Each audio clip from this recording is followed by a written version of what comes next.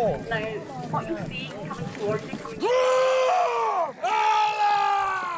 5 years ago, in Lanark, the town where William Wallace lived, we started an event called the Lanark Medieval Festival. 5 years ago, we had a small half-day event. Now it's mushroomed to the largest event of its kind north of Yorkshire, with more than 500 reenactors from 10 countries taking part. We have had members involved in the organisation right from the start, and it has really grown from, our group is mainly, as is the name, medieval, but we also do the Viking period as well, so we have people who are changing quickly from Viking costume to medieval in order to take part in battles.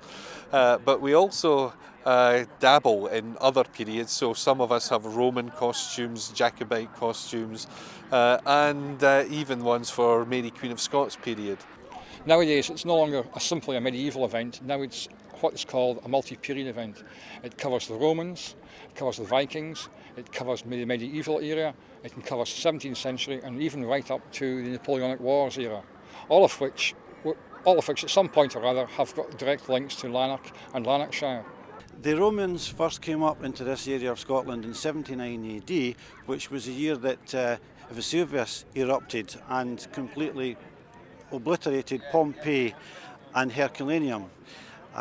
The Romans moved up through the Clyde Valley, through central Scotland into Fife, and they moved further north into the Highlands. They built various forts, and they built a wall across Scotland called the Antonine Wall. There was a battle at Mons Graupius in the north of Scotland, which was very decisive for the Romans at that time. The reenactors we have here, these are people who have studied hard, they have done an awful lot of research, so that everything that you see here today is as authentic as they can make it. Their costume, they have gone and looked at old books, at manuscripts, old Bibles. They've checked these records so that they can then recreate the costume.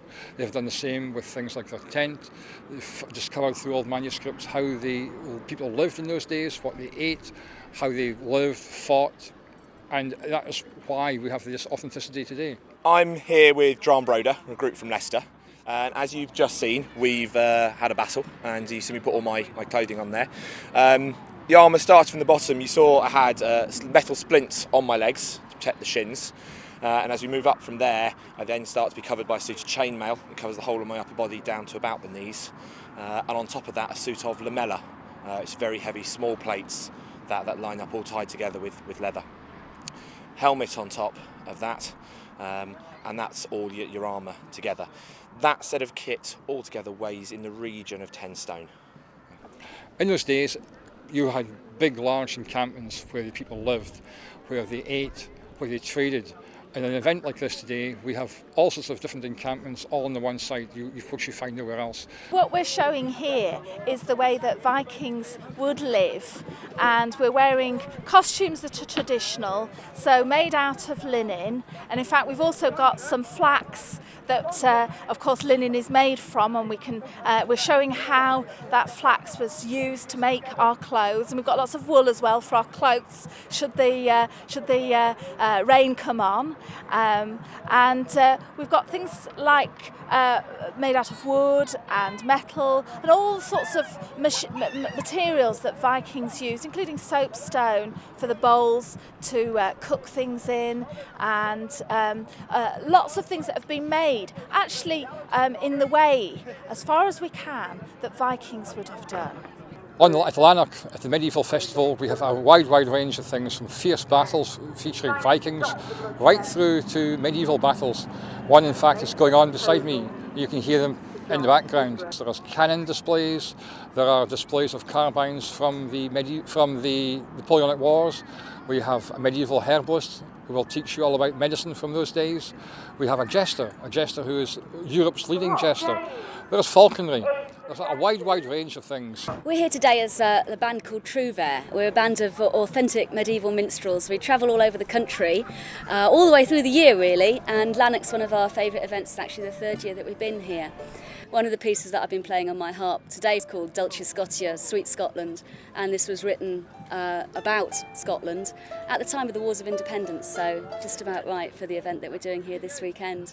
Midgard is one of a number of local societies that together form the Vikings, and lots of groups come from different parts of the country to this kind of gathering, and people meet up and they trade and they teach and find out about the way that Vikings live, and that's partly how we've acquired many of the pieces and things that we've got here. Some of them are made by craftspeople who have been at events like this and demonstrating how they've produced things using very traditional techniques, and partly by doing that learning how Vikings did live. We're still looking forward. We're already preparing for next year. Next year we're hoping to have horses, bigger battles, more traders, more entertainment, a larger, greater event for all the public to enjoy.